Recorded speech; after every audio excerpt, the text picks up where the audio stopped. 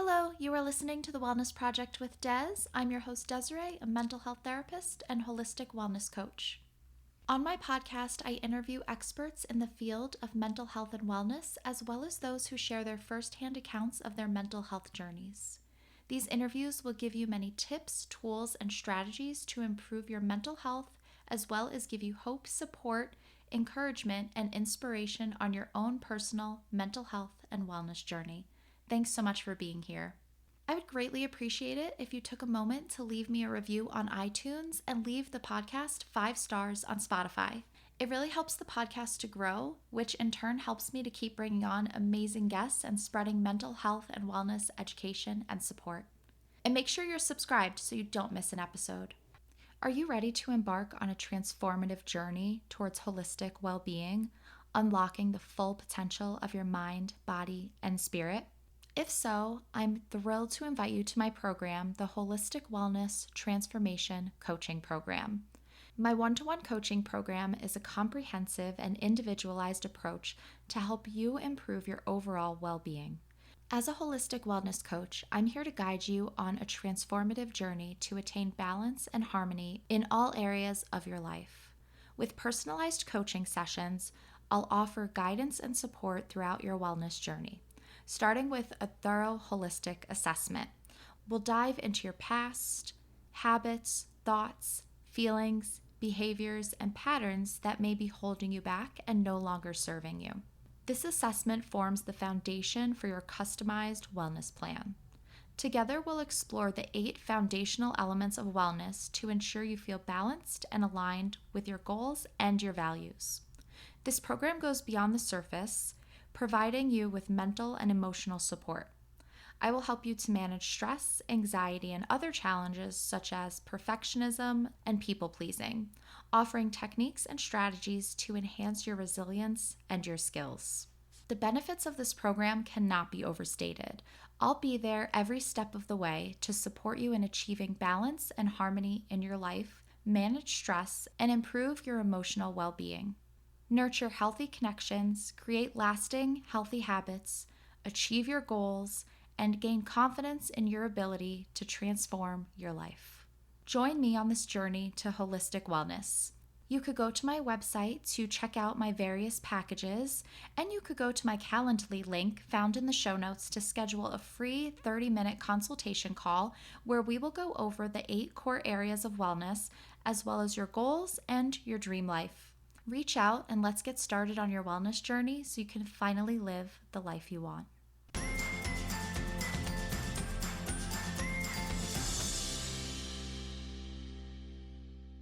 Hello everyone, this is Des and you are listening to episode number 155, and on today's episode I am speaking with licensed clinical social worker Sage Olson, and she's here to talk to us about a very important topic, boundaries. Now, I'm really glad that Sage is here today to talk with us about boundaries because I feel like boundaries are something that a lot of us struggle with. And besides the struggle with boundaries, it's important to understand what boundaries actually are because I feel like there's a lot of misconceptions when it comes to boundaries. So Sage is here to explain what boundaries are, and she's even going to talk with us about the 3 different boundary types: porous boundaries, rigid boundaries, and healthy or flexible boundaries. So I'm really excited about this conversation. I think that it's, again, a really important one because it's something that so many of us struggle with, myself included. Setting healthy boundaries is very, very difficult, especially when you know that other people are going to push back against your boundaries or they're not going to respect your boundaries.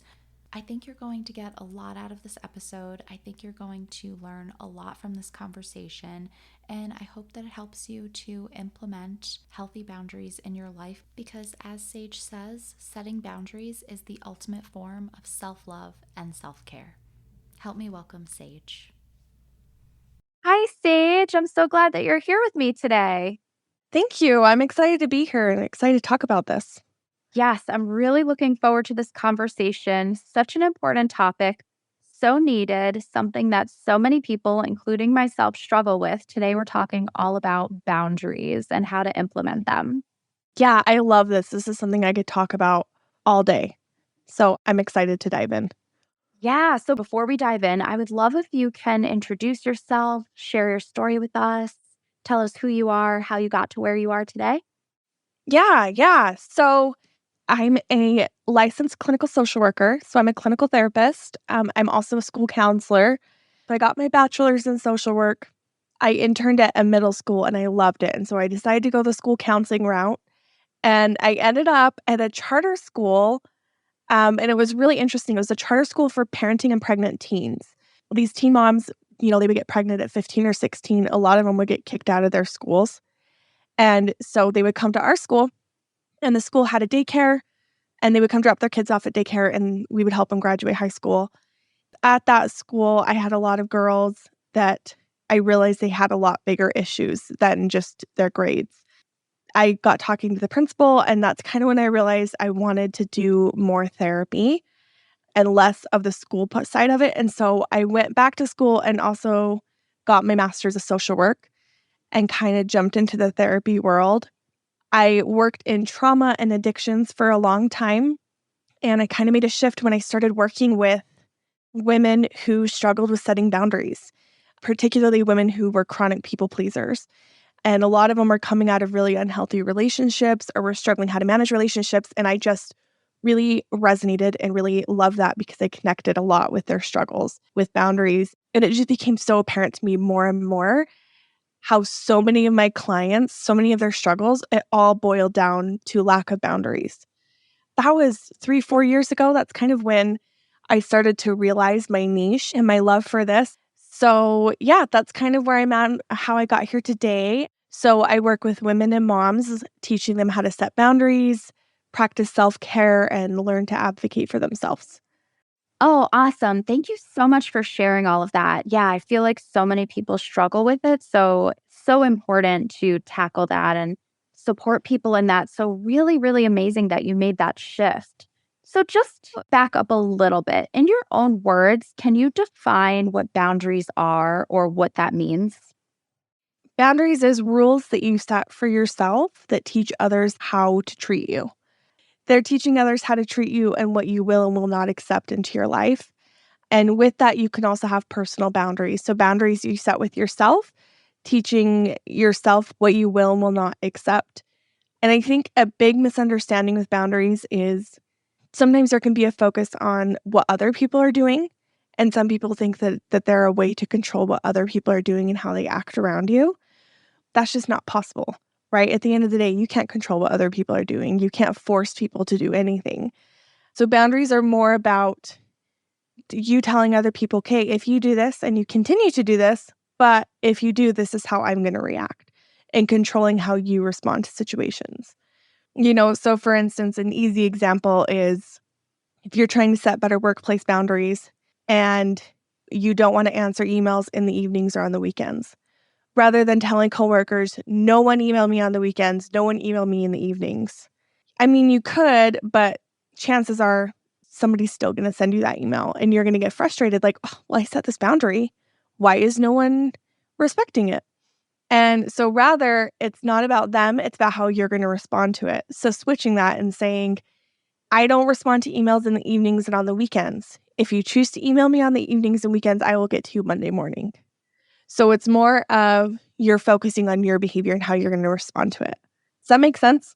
Yes. No, I am so glad that you brought that up. And that is exactly why I wanted you to define it in your own words for your own understanding, because I've been seeing so many of those misconceptions of there's some sort of disconnect or misunderstanding that I'm seeing a lot of online people think boundaries are a way to control other people's behavior. And that's not what a boundary is. So I'm so glad that you brought that up and that you defined that for us. Yeah, it's a struggle. I have a love-hate relationship with social media right now, especially like with TikTok. There's a lot of information, and I love it in the fact that there's a lot of awareness surrounding mental health, and these conversations are happening more and more. And I think that those need to be happening. But then with that, there's a lot of misinformation, and a lot of that gets confusing. And so I'll see with a lot of my clients, they'll come to therapy and they have these misconceptions that I have to kind of help them. I have to like re educate them and redirect them. Yeah, like I said, I have a love-hate relationship with it. I go back and forth. Sometimes I get really frustrated and annoyed, but then I have to take a step back and be like, okay, but at least it's allowing these conversations to happen and we're getting some education and awareness out there. Totally. Super understandable. And I'm right there with you. So, when it comes to boundaries, why do you believe that boundaries are so important to implement? More and more, I'm realizing that so much of anxiety and stress and depression and mental health issues at their root cause can boil down to lack of boundaries. I think it's really important because setting boundaries is the ultimate form of self love and self care.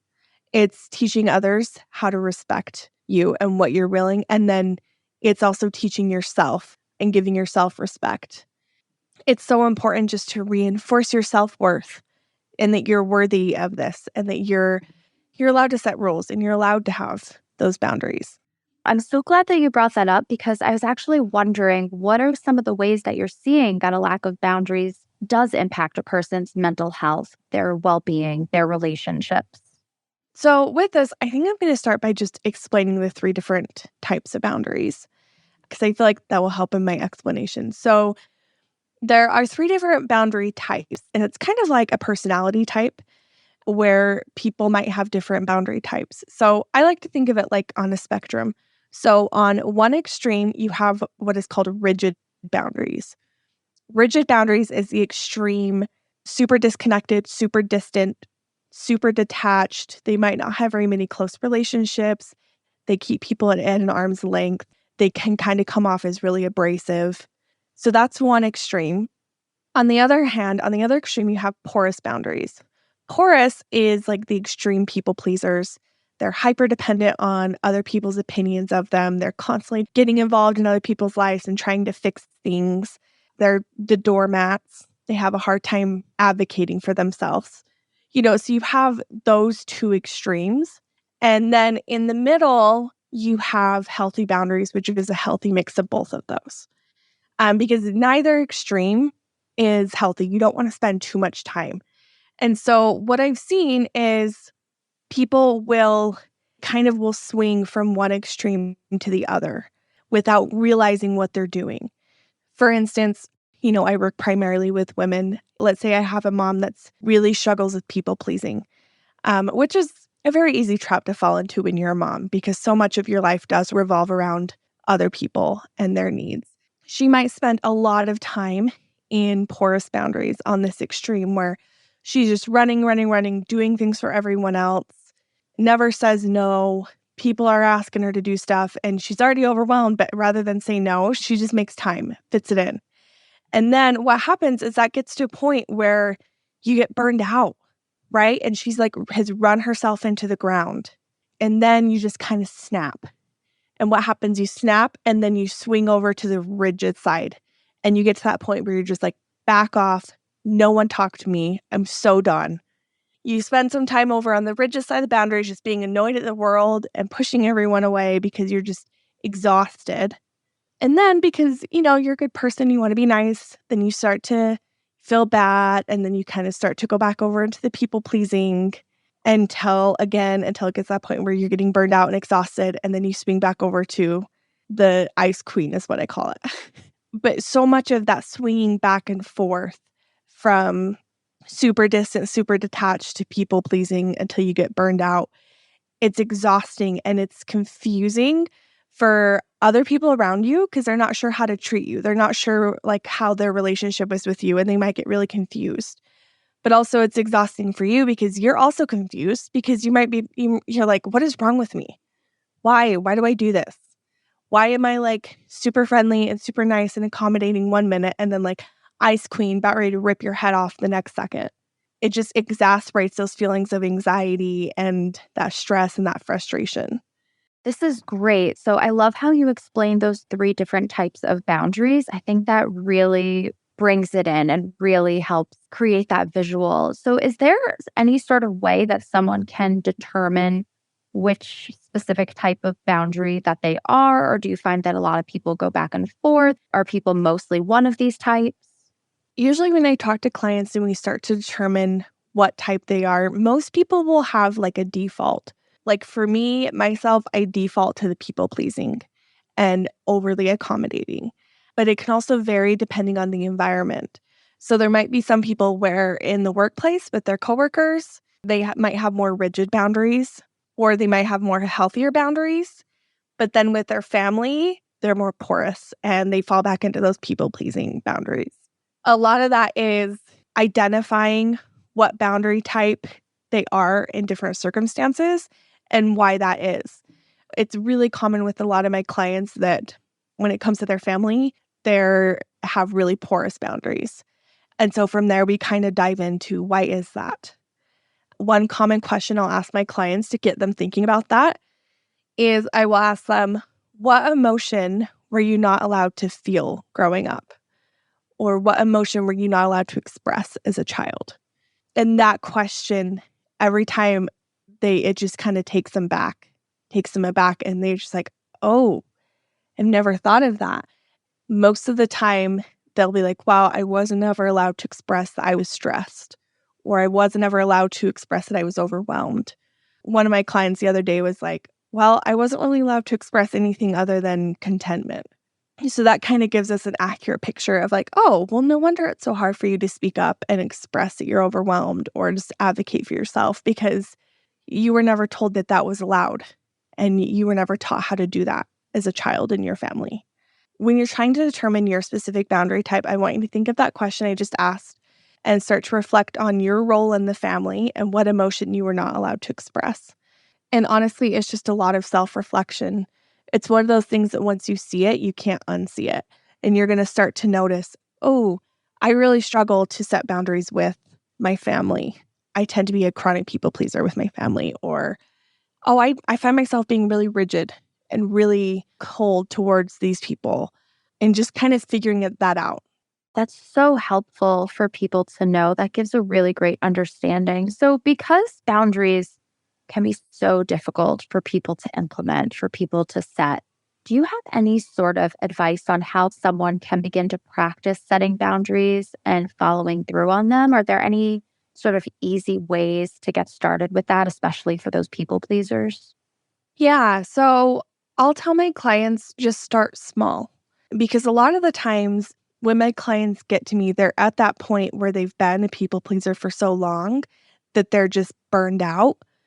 And you have to be careful because once you get to that point, they can lash out and they might set super harsh boundaries. And it's like they overcompensate. And then it backfires because they set really harsh boundaries that they can't follow through on or that they later end up regretting. So, for instance, one of my clients had some issues setting boundaries with her mom. Again, it built up and built up and built up until it got to that point where she just snapped. And in a weak moment, just told her mom, like, don't talk to me anymore. I don't want to talk to you, and blocked her number and just went complete no contact. After a week or two, she started to regret that because she's like, oh, I think that was a little too harsh. And so then we have to kind of backtrack and like, okay, let's talk about this relationship with your mom. Let's talk about a healthy middle ground. Obviously, everyone's thing is going to be different as far as what that healthy boundary looks like. With that, I'll tell my clients, like, start small, don't come out swinging, and don't make any like big, rash, emotional decisions. Maybe a small boundary for you could be, what we talked about earlier with workplace boundaries, telling your coworkers, hey, if you want to email me in the evenings and the weekends, that's fine. Just know that I don't respond and I will get to you on Monday morning. It could even just be choosing when you're with a group of friends and they ask where you want to go eat. And rather than being that person that's like, oh, it's fine, just wherever you guys want to go, that you actually speak up and say where you want to go. Like, just start small with small things like that. And you'll start to get that empowerment and that strength, and it will kind of snowball. And it's like any muscle. Once you exercise it more, you're going to get stronger and you're going to feel that empowerment. And it's going to be easier for you to set some of those harder boundaries and follow through on them. I love that. Such great tips. Thank you so much for sharing all of those tips. I think that's going to be really, really helpful for people that struggle with setting boundaries. So, do you have any sort of words of advice or wisdom for those that struggle to set boundaries?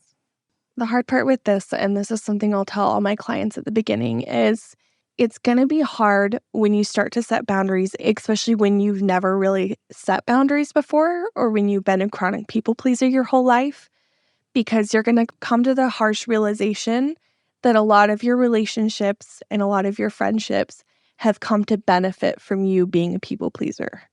When you start to set those boundaries, you're going to get kickback from people. You might get comments like, wow, you've changed, or wow, you're a different person, or are you okay? You're acting really weird, because that's different for them. You're retraining them how to treat you. And with that, you're going to start to see some of these relationships that aren't healthy, and you're going to have to lose some relationships and gain some others. It's really hard to come to that realization and to grieve some of the loss of those relationships when you realize, okay, as soon as I started setting boundaries with these people, they're not as interested. As soon as I'm not going out of my way to help them and doing all this stuff for them and being an extreme people pleaser, they're not as interested in spending time with me. Mentally prepare yourself for that and just know that that's normal, that that's okay. And also, it can be painful losing relationships in the beginning, but the amazing part is when you find those people and you find those healthy relationships of people that do respect your boundaries, and that's the amazing part. And so just keep going and have faith that you're going to get to that point where you start to find those healthy relationships. I'm really glad that you touched on that because I think that is a fear that people have when setting boundaries is other people's reactions. That's probably one of the hardest parts of setting boundaries, why there's so much resistance to setting boundaries. And that is such a challenge. And I tell my clients the same thing, that when you start setting boundaries, you are likely going to get pushback on those boundaries. So it's really good to prep clients on that, let people know to expect that because that is likely to happen. But so I'm really glad that you touched on that. Sage, this has been so amazing, so helpful, such an important conversation. And I know that it's kind of like almost a buzzword right now. Like a lot of people are throwing it around. And like we said in the beginning, there are a lot of misunderstandings and misconceptions of boundaries. So I'm so glad that you're here today to clear all of it up and educate us on what healthy boundaries look like. I would love it if you could share with everyone where they can find you. Yeah, of course. So sageolsoncoaching.com, and that's Olson, OLSON. And on there, I have a free video series. It's a 3-part series where I do a deep dive into these 3 boundary types and give you a little boundary quiz to figure out your own boundary type and start to explore how to move into healthier boundaries and, give you scripts and things to start working on, to start small, to set those boundaries. That's what I found to be the most helpful for a lot of my clients. Awesome. That sounds amazing. I love that. I'm definitely going to go check that out for myself as well. Everyone, I am going to put all of Sage's links in the show notes. Definitely go check her out. Definitely go check out her resources. Sage, thank you so much for being here today and having this important conversation with me. Yeah, thank you so much for having me and for giving me a platform to talk about this. I love it. I really hope that you liked this episode and gained a lot of value from it. If you did like this episode, please share it on social media. You can tag me at The Wellness Project with Des on Instagram and at According to Des on Facebook. If you do enjoy my podcast and gain value from it, I would greatly appreciate your support. You can show your love and support by buying me a coffee. This will help my podcast to grow and in turn will help me to keep bringing on amazing guests.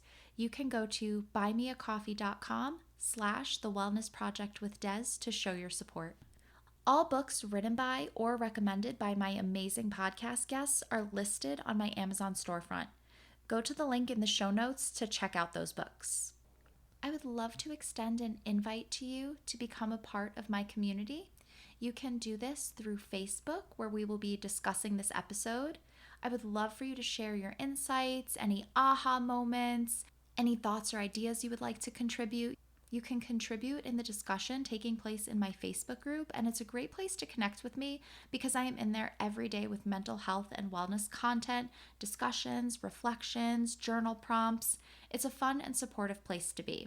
You can find the group at facebook.com/groups/according to Des, and that link will also be in the show notes.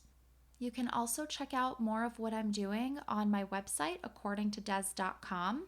You'll find a lot of wellness blogs, written interviews, detailed podcast show notes, and my shop, where you will be able to find workshops, my self-care course, digital downloads, ebooks. There's a lot going on my website, so make sure you check that out at accordingtodes.com. And while you're there, join my email list to stay in the know about what I have going on and available for you. When you sign up, you will get your free ebook, The 5 Stress Reduction Techniques to help you feel more relaxed. Thank you so much for being here. I will talk to you next week. So until then, I hope you have a calm and peaceful week.